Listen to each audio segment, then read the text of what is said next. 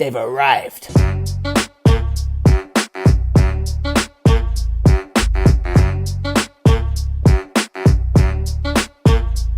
Right, hello there everyone, welcome back to James Redmond TV and welcome to another Redmond Roundup. Jeez, we're on fire at the moment on this YouTube channel, aren't we, gang? You know what I mean? We're doing belter, we're just uploading loads of videos, we've got a microphone that we don't even speak into, it's amazing. Smash a like if you enjoy, smash a dislike if you don't enjoy, and all the criticism is welcome in the comments down below. Now, we've got Allister, we've got Szoboszlai, and they have officially arrived in the Allister, which, to be honest, I haven't been speaking about my guy enough, have I? Poor James, how dare you? How dare you, you ugly bastard? How dare you not talk about one of our star signings, a World Cup winner? And also, if you can't beat them, what does the old saying go as, chat? You join them. And every time we face Allister, he was a bastard to play against. And I'm so happy that he's now gone into our team because he is going to add that much needed quality. I think over time he can improve his defensive attributes and his pressing game as well. But I do know, I think with the intention of the likes of Keita and Thiago, what they was supposed to be was now changing us to a more on-the-ball playing team. And I think we got glimpses of that in the quadruple chasing season when Thiago was playing at least like a lot of the games that year. But of course, last year he got a lot more injuries. And what's good about Allister, and of course Szoboszlai, who's also arrived in training today, the good thing is now we don't rely on Thiago like that, so we can actually appreciate Thiago as that sort of luxury player because we're not relying upon him so much. But anyway, Allister and Szoboszlai have both came to training. I saw a video of Allister like greeting everyone, just like, hello, I have destroyed you, ha ha ha. And I was just thinking, fair enough, you know what I mean? As long as you destroy the rest of the Premier League, Allister, you know what I'm saying? Like the way you destroyed United. But it's one of those things where I'm intrigued to see how he does because one thing that I know, because he got 10 Premier League goals last year. Oh, hello. He got 10 Premier League goals last year. However, even though that's the case, 6 of them were penalties, so I'm intrigued to see how much the volume of goals increase. Will he be another goal-scoring midfielder? Because we know we've got Salah, we know we've got Diaz, we know we've got Jota or Nunes. And then we know we've got Szoboszlai, who's basically the next Steven Gerrard. I'm messing. I mean, attributes-wise, he's got a lot of things that are promising. Great long shot, fantastic dribbling. I even said on a stream last night, I think he's a better dribbler than what Gerrard was. But to create the legacy of Gerrard is something that all remains to be seen. So we do need to be careful, including me. But the point that I'm leading to is that what does that then leave for Allister? Because if Szoboszlai is the goal-scoring midfielder, can Allister also be a goal-scoring midfielder? Based on physics, probably, but based on logic, you don't usually get multiple goal-scoring midfielders, but it would be amazing if that ended up being the case, because I think if you just got goal scorers as far as the eye can see, then fantastic, but then you need to get that balance as well, don't you? And that's what I want to talk about in this video today, is the balance of this Liverpool team and how should we line up and what would be the best 11 going into next season. So that's what we're going to dedicate today's Redmond Roundup to. Now, I actually would like your assistance. Get in the comments down below. How would you line up? Let me know the formation. Would you go with a 3 at the back? Would you decide to go with Trent at right mid? Would you want to put him in the centre of the park with Allister and Szoboszlai? Is there enough balance there? That's what we want to delve into. And then even if, I actually want to give you one thing as well, if you could make 2 additional signings, so get your 11 in the comments, and then underneath, even if you've already done it, just edit the comments, underneath 2 players that you would like to sign. Get them there. I'm going to do the same. And my 11, first and foremost, is going to be what I would do. Not what I think Klopp would do, what I would do. So, I would stick with the same formation. I am happy with being a team who goes into the game as a 4-3-3 and throughout the game changes it up, whether it 3 at the back, whether it be, going more attacking, whether it be instead of a 6, have a number 10. I'm happy to make these changes throughout the game, but buzzing to start off with a 4-3-3. In goal, I'd go with Alisson, no doubt. Left back, I'd go with... See, some people, I think, stylistically can find a way to get Tsimikas in there, because if you want to be a more on-the-ball offensive team, I think we can all agree that Tsimikas is probably the better technical, more offensive left back. Now, when you see Robertson's assist numbers, it's tough to compete with, even if you are as good technically as Tsimikas. But I'm just saying it's probably not a bad shout if you want to see a little bit more of the Greek scouser. But I'm going to go with Robertson. Right back, Trent Alexander-Arnold. And I understand a lot of people, they'd love to see him in midfield. I would too. I just don't see heavy balance in the midfield that I'm about to say. But let me get through the rest of it. Based on what we have, Virgil van Dijk, and Konate is the centre-back. So my back five, Alisson, Robbo, Trent, Virgil, Konate, and then this is where the midfield conversation comes in, and now I can bring it back to Trent. My midfield would be Fabinho, because we haven't got Lavia yet. If we did get Lavia, it'd be different. But yeah, Fabinho would be my number 6. And then I'm going with McAllister as the left centre mid, and then Szoboszlai as the right centre mid. For me, there's no balance there, getting Trent in with McAllister and Sobo.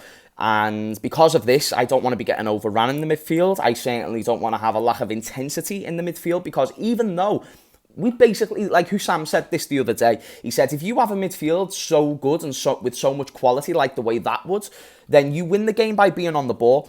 But then for the brief moments that you're off the ball, that will be an absolute nightmare, as there's no guarantee of that being a good pressing midfield, and there's no guarantee that those guys can win 50-50s and get stuck in what is called the Premier League. So I don't think it's entirely sensible based on the resources we have to play Trent there. But of course, if Liverpool were willing to stop being muppets and went out and got a Kyle Walker-Peters, who's literally available in the Championship, 15 million roughly, homegrown, so he fits the quota. Like, guys, I feel like we're missing a mark here with Kyle Walker-Peters. And then I'm seeing Levi Colwill, basically the future of England's centre-backs. And, to be fair, I don't even care about Kefren Turam no more, because I've said this plenty of times. Curtis Jones is better than Kefren Turam. He genuinely is. He had a better tournament. He was our best midfielder at the end of last season. Guys, we don't need Turam. Turam's a good player, but he's a number 8. We've got Sobo, we've got McAllister. We've also got Curtis. We do not need Turam.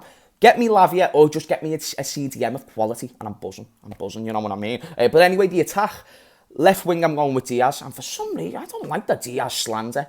I'm not into the Diaz slander. I don't think it's warranted. I don't think it makes sense. If you break down his time at Liverpool, he came in from January to the end of the season where we won the quadruple. I wish we won the quadruple. Just take the piss out of me, will you guys? The season where we nearly won the quadruple. Sorry, I had a dream that we won it one time. Diaz, he came in and was amazing. And then, of course, last season, I thought he started off the season as our best player. And by the way, it weren't even close. If it weren't for Diaz's goals, all we were getting was Nunes sitters. And this is the thing. He came in and done boss, and then he got injured, and then the points dropped off. But then the end of the season comes. And to be fair, I don't think he was that good at the end of the season. But besides that, what that proved to me is that people have short-term memories, and people prioritise form over the player that they've got in front of them.